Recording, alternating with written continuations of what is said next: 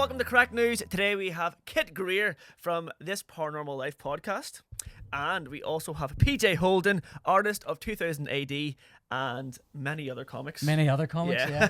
Many we were other just comics. chatting and you said you were drawing 3 pages a day.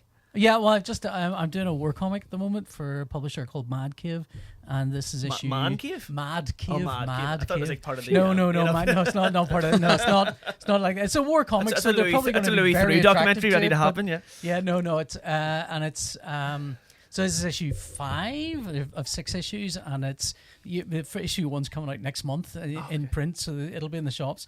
And when you know the comic's coming out in print, suddenly you look at the amount of work you've still got to do and go, oh shit, I better get a move on here and start doing some stuff. So yeah, so I've been doing that, and it's all. It's World War II stories.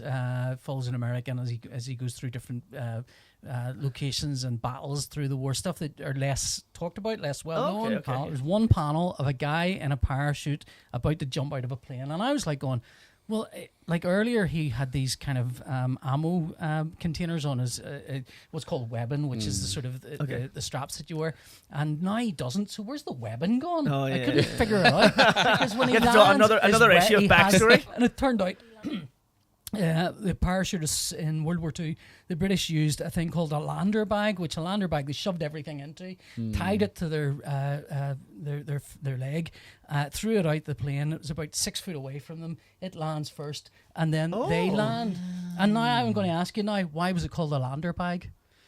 Because it landed first? No, because it's named after Major General Lander of the 13th Parachute Regiment. Now, what the fuck is that? I feel like I've That's just been called out. insane. That's a trick question. That's nominative Determinism, determinism, isn't it? Yeah. Anyway, I'm sorry. I apologize. As I say, I've been drawing non-stop, staring at a computer, just drawing, and I haven't spoken to a human being in a long time. So there. So Cool, that was cool.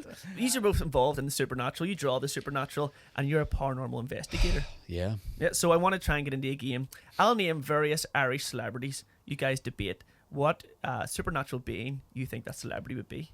Awesome. Okay. Okay. So we've got like Cillian Murphy, who I think is defo a vampire.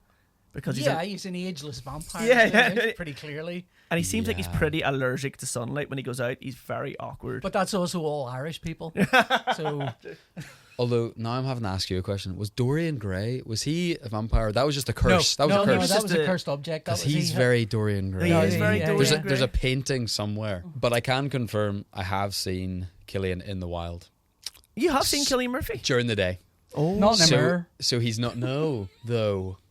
So unless he had the anti-tank coating from earlier, no. But I saw him walking down the street in Shoreditch, and I thought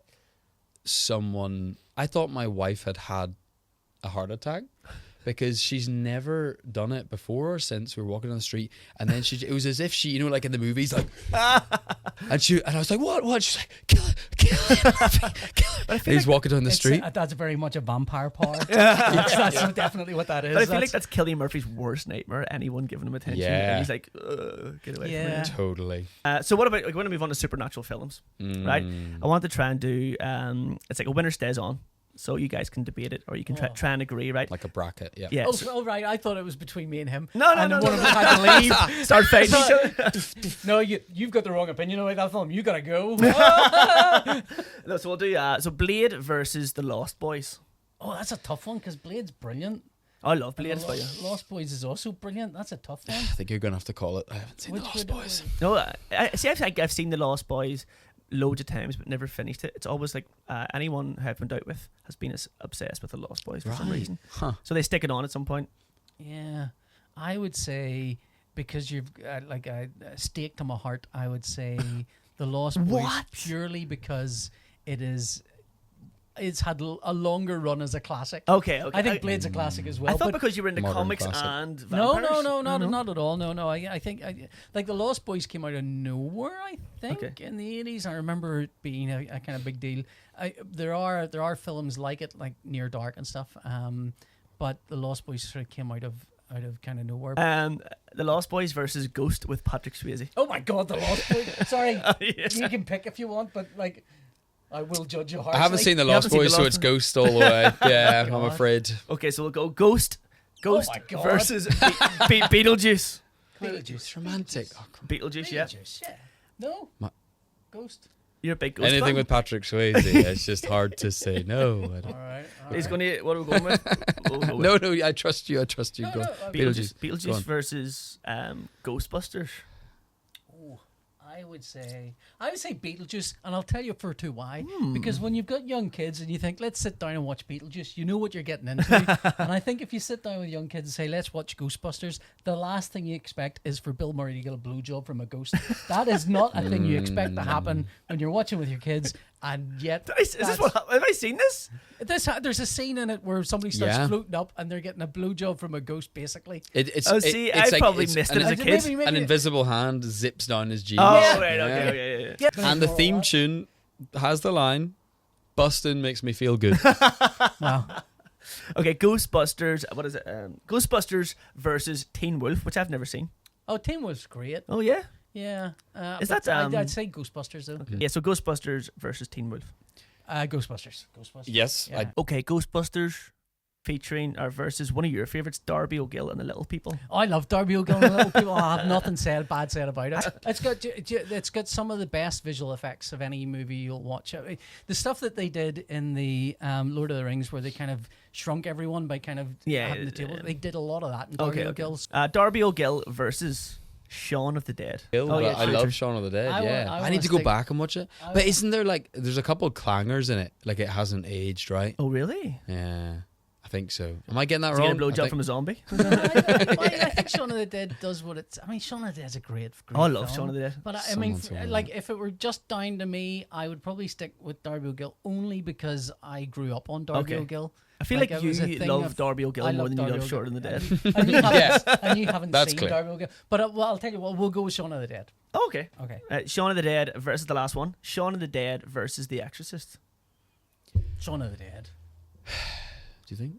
Because Yeah. The Exorcist is the champion Yeah. classic. I think you could rewatch Shaun of the Dead multiple times, and I have done. And I think you'd watch The Yeah. Exorcist maybe once. I know. Maybe if you Okay. could convince a mate to sit and watch it with you again, you could do it twice.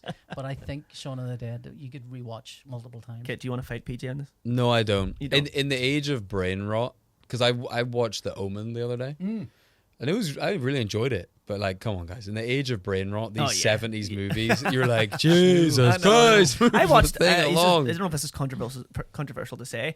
I watched The Shining for the first time, Yeah. like last year, and hated it. I hated it so much. Interesting. It was so long, and I think it's because like things take it. I think what happens in comics as well. Like films nowadays that take inspiration from that. Yes. And then not made it Yes, better, yes, but they've yes, just yes, yes. done something similar. So whenever I go back, Sped it up. yeah, Speed it up. It's That's not all so we do. groundbreaking. Yeah. Like the Yeah, two twins yeah, come out, yeah. but I've seen a parody of the two Yes. twins Yeah. a So thousand many times. Yeah, times. it's So a true. film I think that's ruined by the fact that you've seen every single bit of it in The Simpsons Yeah. at some stage. Yeah. Yeah, for and real. but like that's not the film's fault. I know, That is I know, sort I of know. What's and sometimes you've got to watch a thing and just let yourself sit in it for a bit and allow yourself to kind of let that come to you. Like Yeah. if you were to watch 2001, that's not a film you've seen every bit of it parody somewhere or some yeah, little true, clip true, of it, true. but it's such a long mind bending Yeah. experience. You've got to sit and just sort of Yeah. sit with it and watch it. But it is hard. To, I mean, so many people will sit and go, "I'll just glance at my phone." I do it as well. Glance at my phone. Oh look. Yeah. Oh shit! What's happening? Who's he? Why is he talking to that guy? Okay, so we'll wrap up with Kit. So you have went from supernatural investigator into comedy. How do you find the jump? And do you find any sort of link? Like, do you use any of your supernatural content in your comedy, or you keep it? Do you keep it separate? No, it's totally connected because we've been doing this Paranormal Life for 9 years next month. So a long time. And I always say to people, if we had known we'd be doing it for 9 years, we would have picked a different topic. We wouldn't. we were like, this will be funny for 6 months. Yeah. And then you never know what will happen. You end up just keep doing something. So I joke, like I obviously, the joke at the beginning was like we started it as like idiot 25-year-olds. And we were like, the joke will be that we're like paranormal investigators, experts with decades of experience. And then the monkey paw wish is that now we actually are experts in this loser ass kind of thing to know about. But to us it was like, let's find the humor in it, let's find the comedy. So we've always been like, no, it's a comedy podcast about the paranormal. Yeah. So we always, it was like such a, like at that age, like I didn't have any, I've always loved comedy, like so many of us. You always love it. And then for most people who love it, it's like you just don't have the confidence. You don't have the authority. You don't know what you have to say. And then for me, it took that long to kind of... But the show has been an amazing way to like try improv. I was going like, to just say, from yeah, scratch. do you find it easier on screen than in front of a crowd? Easier in the podcast, you mean? Yeah. Yeah. And even the sketches as well. Dude. Because you're doing it with your best friend. Yeah. So it's like so much more permissible. We've known each other since we were 5 years old. Okay. Stand-up comedy is the hardest thing I've ever tried. It's fucking insane. I know people would you say that? who think the opposite of you. Like I was talking to someone the other day, Rolene, and she was like, I'm so afraid to make a sketch Yeah. to put it on TikTok because you put it out there and like loads of people see it. And then but she's okay with going on stage and trying 10 minutes and bombing. And I'm like, I'd rather put the video up, and if there's a comment underneath it or you think it's bad, you can take it back down again. And there is a logic, because with comedy, let's face it, often there's only 12 people in the room. Yeah. If you're lucky. Sometimes there's 2 people in the room. So in theory, whereas like Exactly. your head gets really warped by numbers on social media, Yeah. where you like you'll put up a sketch on social media, like any comic, any writer or whatever, you put up a little sketch and it'll get like 900 views and you're like, oh, bombed. And it's like 900 people. I know. Like, bro, you should think twice, because you don't know who's watching. 100%. And I'm sure you get it too, where like because I've got a kid, and like I'll be at the drop off, and then like one of the parents will be like, saw one of your videos the other day. I'm like, oh, was the one where I was trying to suck my own dick? Like some weird that's shit. what happened. My next door neighbor actually said it the other day as well. They're like, I never really get that, but they were like, oh, I seen you have a wee TikTok, and I was like, what video have they seen? Eco white, because their kids are all like 10 years old. And stuff. Yeah. Because what about yourself, PJ? You've jumped into improv comedy. Yeah, well, I mean, I'm a show off. Like, I've always been a show off. Ever since I was very, very young, and improv was. I think I wanted to do it just before COVID, and I couldn't find the time. But I'd done acting with nice. as a university, and enjoy. I mean, I love acting, and there's elements of acting in drawing comics, because you're acting out things. 100%. I was going to say, do you use constantly sort of thinking about how's the body language of the figure and so on. And then there's a thing with comics, which is what you're writing essentially is delivering the most amount of information with the least amount of words in the best way that's possible, so which is very similar to sort of writing comedy and stuff. And almost like a director. Well, you're doing everything. You're the director, actor, lighting technician, key grip, everything. And one day I'll find out what a key grip is.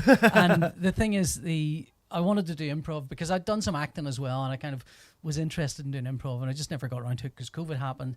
And then I did a couple of plays locally in South Bank Playhouse, where a few of the people there had already done some of the improv classes. And went, we're doing this improv class. Is it Kieran Sands? Yeah, Kieran. And I was like, oh right, I was intending to do that. I'd forgotten about it because COVID had happened and everything had gone mad. And so I kind of signed up for a couple of classes. Really enjoyed doing it, but it's such a time sink. Like drawing is also a massive time sink. And when I was at uni, I was doing computer science at university. I wanted to draw comics and I wanted to act, and I kind of realized that acting and drawing are massive time sinks. They are not. You can't pour half an hour into those things. You've got to pour days and days and days into them. And I kind of spent all year doing a lot of improv stuff and doing classes and doing shows and whatever, and really enjoying it. And the improv community is lovely. They're really great. But also looking at it going, well, every day I was doing that, I was losing 3 pages of work. I love how you think about it in terms of pages, not 10. Yeah. I mean, that's the worst thing you can do is go, I can draw a page in 4 hours. I can draw 3 of those a day. I'm 56, so I've only got so many years. That means I've got 10,000 pages left in me. I had better be careful what pages I decide to do next, because there's only so much I can do. So this year I've kind of taken a little bit of a backseat and gone, I have got to focus on drawing. But the thing is, the improv has helped because I've written stuff this year, which I write a lot of. I would have written a lot of short stories, 1-2 page things. Okay. And this year I've written a kind of 50-page graphic novella, which is a sci-fi ghost story called Paranormal. I love how you're like, it's like, I'm running out of time doing improv, but I wrote a 50-page novel. The thing is, I like writing something like that. To me, is very easy. It's sort of, you think of the story, and while you're doing other things, while you're driving or whatever, and then True. and then the actual writing of it is sitting down and going, because I've pictured the entire thing in my head. It's just typing out that thing. Drawing it is the killer. Like drawing it is the killer. But I've kind of decided to do that. I do it as a web comic. You can find it on my Patreon. Class. And I put a page a week. It's free. Wow. Yeah, I drew a page a week of it, and I just every week there's a new what page. What is the Patreon just for anyone watching? If you go to pauljholden.com, that'll be my webpage, and you can go from there. Class. And I mean, I'm on issue 2, so it's 25 pages the first issue, 25 pages the second one. I'm on the second issue now, and I've got like a complete comic, which I wouldn't have had. I mean, I've done lots of comics. Yeah. But the thing is actually writing something of your own and then drawing it and colouring it and doing everything and kind of going, that is my thing.